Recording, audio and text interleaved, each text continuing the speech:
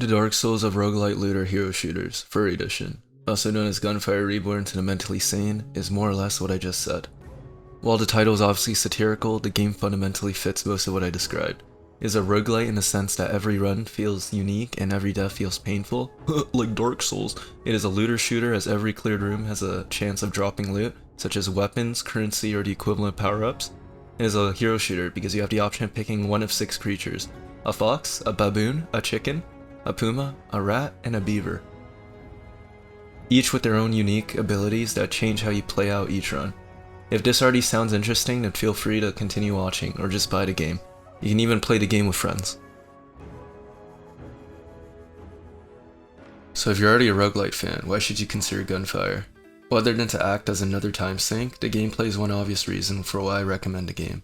The gunplay is tight, where your skills in utilizing a gun in a video game is rewarded by allowing you to ruthlessly gun down walking animals in a way that feels good.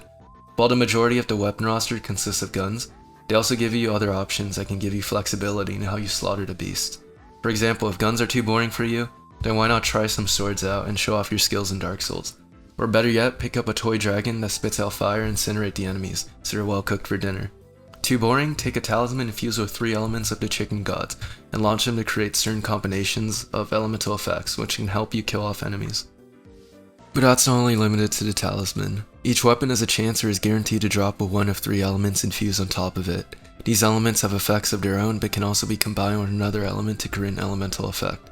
For example, fire and poison can be combined to create an explosion similar to that event found in Ukraine, but unlike that strategy, this explosion deals damage in the right way by staggering the enemy on top of any damage dealt, so you can use this to buy time with CC, or in some cases, even cancel certain attacks if you're too bad to dodge them. That's only one of the effects though, and I won't be showing them all in this video because the whole point is to convince you to buy the game, not make a guide. Play the game yourself and find out the other combinations. So there's weapon variety in the game and different ways to deal damage other than just tap heads. What else is there to the game? Well, similar to other roguelites, there are certain items you pick up in each run that give you a sense of power. They're called scrolls, and each one has a different effect and how they can help you out in your run, or in some specific cases, screw you over. But I'll let you discover those on your own. However, unlike many other roguelites, where certain synergies can completely change the way your character interacts with the game, the scrolls at the end of the day usually only serve to boost your damage in some way, help you find ways to boost your damage, or increase survivability, which are for cowards. There are certain scrolls that are more fun to get than others, but not any that drastically alters the gameplay of shooting or mixing elements. However, unlike the scrolls, the hero-specific upgrades are what has a huge effect on enhancing how every run feels. All the personas have different powers and completely different playstyles, that's self-explanatory. However, there are also hero-specific upgrades that you can get each run, all of which have different effects and completely change the playstyle of each specific character. The best example I can give of is the Tiger, who at first glance seems to be a sniper. His special ability makes him enraged like your dad, but fortunately unlike your dad, he can enhance the damage of any singular hit. Meanwhile, his basic ability is a lightning strike that deals AoE elemental damage to enemies in sight.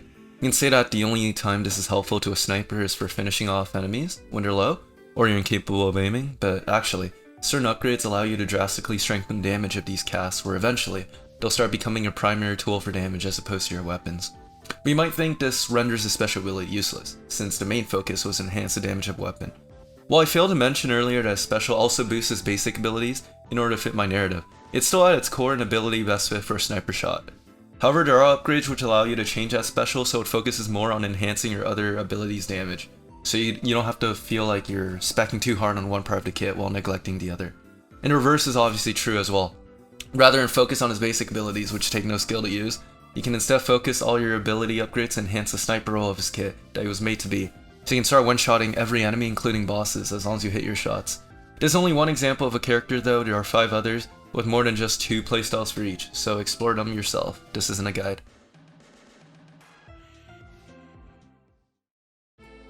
But you might ask, what if I don't like roguelites? I enjoy looter shooters with hero elements, but permadeath is not an enjoyable mechanic for me. Well, first of all, you're a pussy, but second of all, usually the distaste for permadeath is the idea that you feel like all of your hard work was wasted, since all the progress you made in that one run was erased by random BS, or you're just bad. As we all are. But do not fret, there is a form of permanent progression in this game regardless if you do well or fail miserably. There is a form of permanent currency that I can gain each run, which can be used for a variety of upgrades and a skill tree.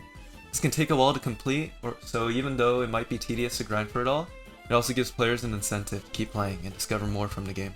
The upgrades have a moderately big effect on your runs, so even if you're struggling at the start, you can eventually power through with enough upgrades, regardless of skill. This doesn't hold true though in the higher difficulties, because even if you completed the skill tree, you can still continue playing on the harder modes, which add different modifiers to the enemies to make each run more unique and challenging, as well as fun. But yeah, that's it for the gameplay section. Meaning that's it for the video. If you're looking to play a roguelite, gameplay is essentially all that matters.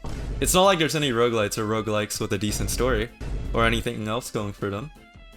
Jokes aside though, the main focus of this game is its gameplay, along with co-op, so that's all I'm going to discuss this video. Anyways, classic YouTube moment, but remember to like and subscribe if you enjoy this type of content. It's completely optional, but just remember, I have your grandmother held hostage, so if you don't subscribe, she's not getting out. Completely optional though.